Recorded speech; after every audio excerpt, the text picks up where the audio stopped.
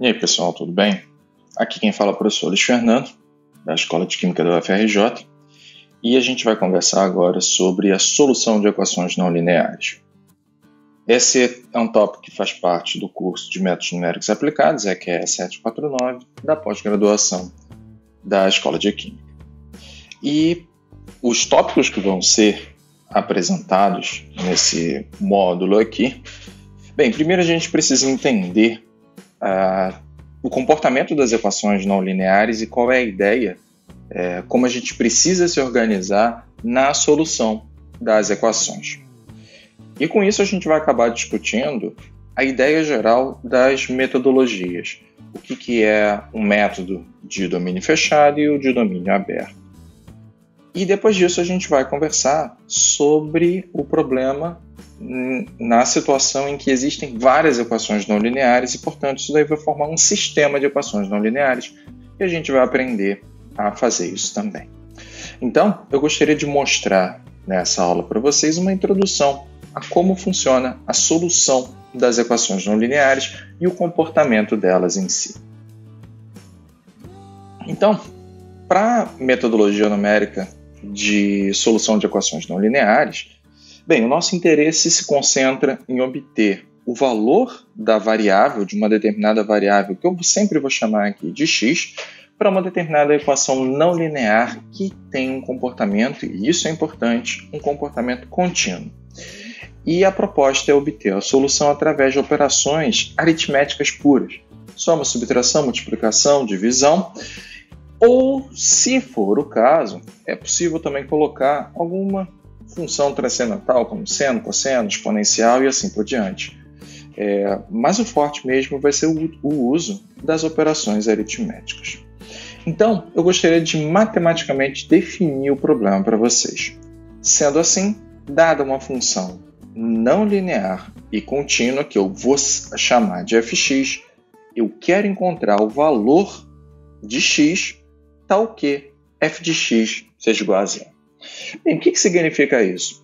Imagina que você tem uma equação vinda de um problema físico qualquer, não importa qual seja, mas ela pode vir meio que desorganizada, eu vou chamar dessa maneira. Ou seja, eu vou pegar aqui um problema qualquer, cosseno de x mais 2 igual a esp de x mais 1.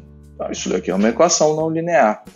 Mas, para aplicar as metodologias numéricas, eu tenho que reorganizar a expressão e colocá-la sempre, em alguns casos, vou falar assim, é melhor, em algumas situações, colocar no formato de f de x igual a zero. Então eu preciso rearranjar a equação. E eu posso escrever então dessa maneira, olha, f de x vai ser exponencial menos cosseno de x menos 1, ou seja, eu rearranjei essa equação para escrever ela no formato em que o lado direito da equação dê igual a zero. Note que isso daí traz algumas possibilidades, dependendo de como você reorganiza. Isso efetivamente não afeta a solução. Note que eu poderia ter escrito como cosseno de x menos esp de x mais 1 igual a zero. Isso daí não afeta a tua solução. Então, o importante é você conseguir rearranjar o teu equacionamento de modo a descrever como f de x igual a zero e, portanto, você vai ter a tua equação não linear preparadinha para o método numérico. E de praxe, a gente utiliza a notação de que a solução do problema é a chamada raiz da equação. Então, é importante deixar essa nomenclatura bem destacada, uma vez que eu vou usar ela o tempo todo. Nesse ponto, é interessante também entender o comportamento das equações, como elas podem existir. Tá? Na verdade, são várias as possibilidades. Equações não lineares elas têm características muito diferentes e, portanto, diferentes soluções podem ser obtidas. Inclusive, até um número de soluções que podem ser obtidas. Para essa visualização aqui, vocês estão vendo 4 gráficos ainda vazios. Eu vou tentar desenhar. Se sair feio, tudo bem. Uso a sua imaginação para fingir que deu certo o meu desenho.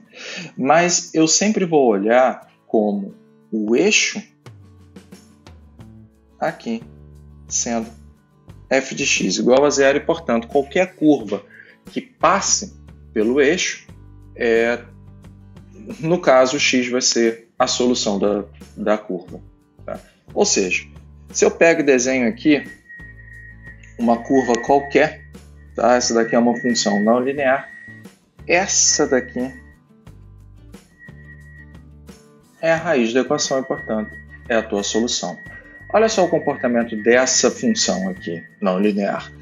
Ela tem uma situação em que a raiz ela é única e, portanto, eu só tenho uma solução. Outras possibilidades podem acontecer.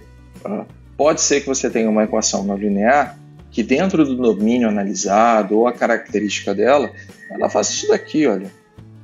E, portanto, toda vez que cruza o eixo, na minha concepção aqui de f de x igual a zero, é uma solução. E, portanto, essa daqui é uma função não linear que tem duas raízes. Note que elas são diferentes e, portanto, elas são distintas. E as duas possibilidades são soluções possíveis.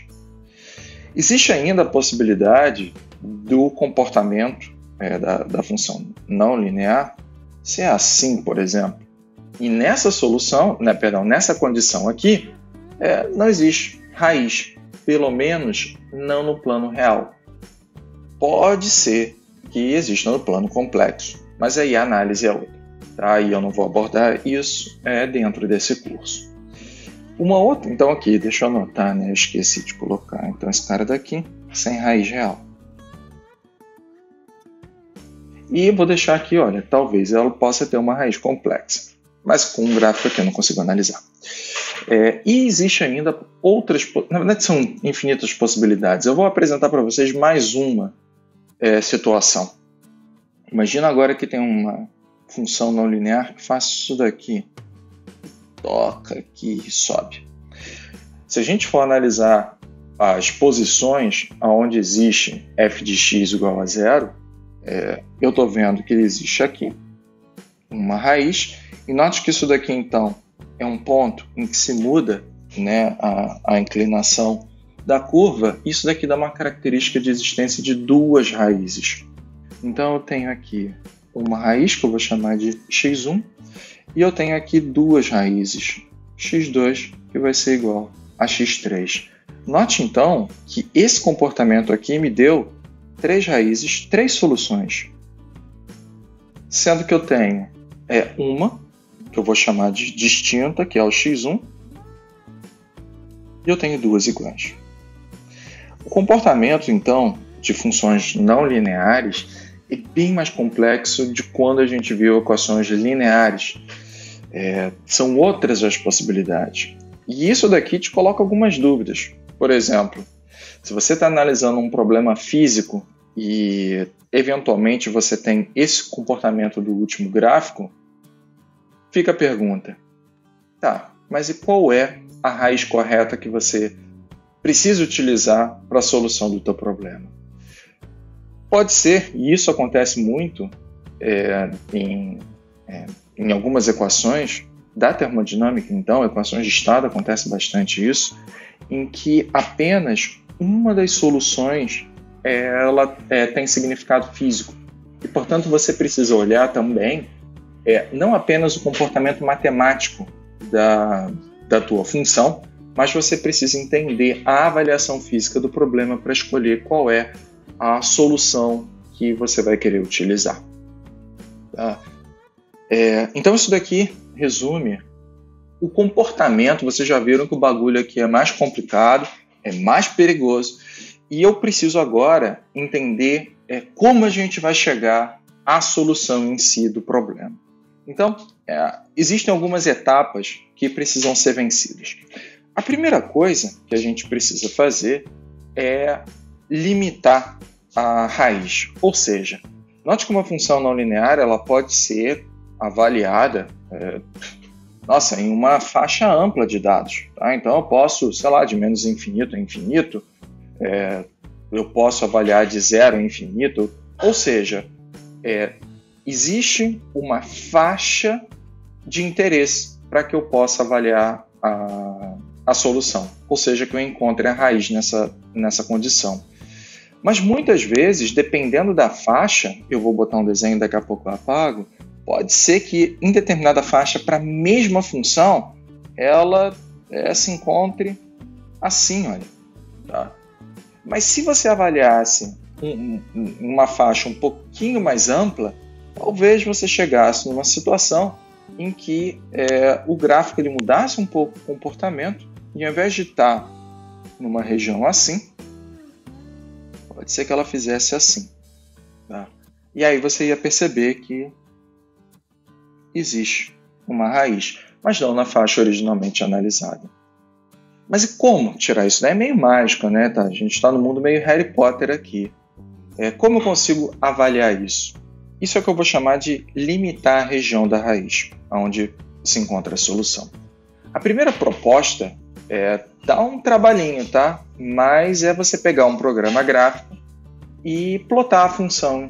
Então você pode pegar, sei lá, um Excel, um Python da vida, um MATLAB se quiser, e você plota a função de interesse até que você vai ter então o comportamento dela em uma determinada faixa e com isso você pode avaliar se ela passar pela tua região de interesse, né, onde tem a raiz, beleza, você consegue definir qual é a faixa aonde a tua solução se encontra. A outra possibilidade não é fazer o gráfico, tá? Mas é começar a avaliar a tua função em incrementos de x. O que significa isso? Imagine você, então, que você vai avaliar a função em um determinado valor de x. Tá? E eu vou pegar e vou marcar aqui, aleatório, tá? Mas eu vou marcar aqui. Olha, eu vou marcar, então, esse ponto para ser avaliado, usando o valor de x. Tá? E aí eu vou pegar e vou substituir na função e eu verifico que deu um valor de função menor do que zero. Tá? Essa é a região abaixo, né, do meu ponto de f de x igual a zero. E, portanto, eu estou com um valor negativo. Aí eu vou pegar esse valor de x e vou dar um incremento a ele. Vou somar um pouquinho mais, um valorzinho um pouquinho maior. E aí eu vou pegar e verifico. Ih, caramba, continua negativo. E aí eu vou pegar e vou somar um pouquinho mais. E aí continua negativo. E aí eu vou pegar e vou somar um pouquinho mais. E aí eu verifico agora que o valor da função passou a ficar positivo. Ou seja, se entre incrementos na minha análise o valor da função mudar de sinal, isso significa que eventualmente a função ela teve que passar pelo zero e, portanto, existe uma raiz ali. Então, essa daí é a ideia por trás de utilizar incrementos de x para avaliar se existe ou não uma raiz em uma determinada região. A outra possibilidade é você utilizar um modelo simplificado. Vou dar aqui um exemplo. Digamos que você esteja com um problema físico de calcular uma equação de estado. Vou botar aqui um cálculo de pressão com equação de estado para gases reais. Tá? Então, você tem, né, uma equação não linear para ser resolvida e você não sabe. Tá? A princípio, de repente, você não sabe qual é a condição física, qual é a ideia física por trás daquilo dali e uma boa estimativa é você baixar um pouco a tua bola e utilizar uma estimativa utilizando um modelo simplificado. Ou seja, olha, se eu utilizar uma equação de estado de gás ideal, eu sei que eu estou errando. Mas olha, talvez eu esteja perto da condição de gás real. Afinal de contas, o gás ideal, na verdade o gás real, é uma correção. Né? As equações físicas de gás real é uma correção para o comportamento ideal. Então, uma ideia muito boa é você sempre tentar utilizar uma modelagem simplificada para tentar estimar a região próxima, né, aonde você pode vir a encontrar a solução do teu problema para uma condição mais complexa, uma condição mais complicada. E por fim, experiência passada. Tá? Pô, já resolvi esse problema antes, já vi esse comportamento, já sei como é o comportamento de uma função parecida e, portanto, você tem alguma ideia. Tá? Então, isso daí acontece muito. Tá? Quanto mais a prática aparece, maior a sua experiência, então você consegue avaliar melhor o comportamento. Então, olha só, nessa etapa aqui, a gente limitou a região. Olha, eu sei que por aqui, por essa faixa de X, eu vou conseguir achar a minha solução. Mas eu ainda não sei qual é. E, portanto, agora a gente precisa refinar a solução. Então, a última etapa é a sua noção de que existe a raiz, mas eu preciso agora atingir um valor acurado dela. E eu preciso ainda fazer isso, então, com acurácia, e eu preciso especificar qual é a tolerância com a qual você quer fazer isso. E eu trago para vocês 3 metodologias. Bem, a primeira delas é o que eu vou chamar de tentativa e erro. Tá? Você vai lá, tá? Tu tem aqui a tua função, um comportamento geral da função, e você vai e usa um chute safado. Tá? Vou tentar aqui. Não deu certo. Tá? Você vê que não dá certo, fx não é igual a 0. Aí você vai e tenta aqui. Aí depois você vai e tenta aqui. E, cara, peraí.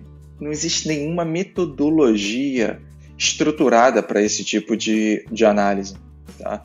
Então, tentativa e erro, muitas vezes, é fadado ao fracasso. Tá? 99,9% das vezes é fadado ao fracasso. É como se você ficasse tentando e, cara, até conseguir a tolerância especificada, você está usando a metodologia possível. Então, como alternativa, existem os métodos de domínio fechado e de domínio aberto. Essas são metodologias estruturadas para que você consiga, sim, ter novas estimativas de uma progressão na tua solução. Ou seja, eu sempre vou tentar atingir uma solução melhor do que a sua primeira estimativa. Então, as metodologias de domínio fechado são metodologias bastante robustas e elas têm a garantia da solução. Em especial porque, para a metodologia funcionar, você efetivamente precisa ter 2 estimativas iniciais, e as 2 estimativas iniciais elas têm que estar apresentadas no intervalo em que a raiz existe. Poxa, se elas estão elas estão colocadas no intervalo em que a raiz existe, cara, com toda certeza no meio do caminho você vai acabar encontrando a tua raiz. Uma característica dos métodos de domínio fechado é que a convergência é mais lenta, mas você tem garantia de solução. E isso é legal. Tá? Por outro lado, os métodos de domínio aberto, elas são metodologias que não se prendem a nenhum intervalo. Você parte de uma única estimativa inicial e elas são muito, muito eficientes. Tá? É muito rápida a convergência. Atingir, então, a tua solução de acordo com uma tolerância especificada. Mas elas têm uma característica ruim. Elas podem vir a divergir. E, portanto, pode ser que, dependendo da tua estimativa inicial, você não consiga ter a solução, de qualquer maneira. Essas são, então, 2 metodologias que, efetivamente, a gente vai discutir ao longo das próximas aulas. Vamos começar, então, com os métodos de domínio fechado e depois a gente vai conversar sobre os métodos de domínio aberto. Nos métodos de domínio aberto, a gente vai conversar tanto para uma única função, assim como para um sistema de equações não lineares. Tá? Então, esse daqui eram os tópicos que eu queria conversar com vocês hoje. Espero que tenham gostado da aula, dê seu like, tá? Sua curtida aí, compartilhe o vídeo e até a próxima. Valeu, gente!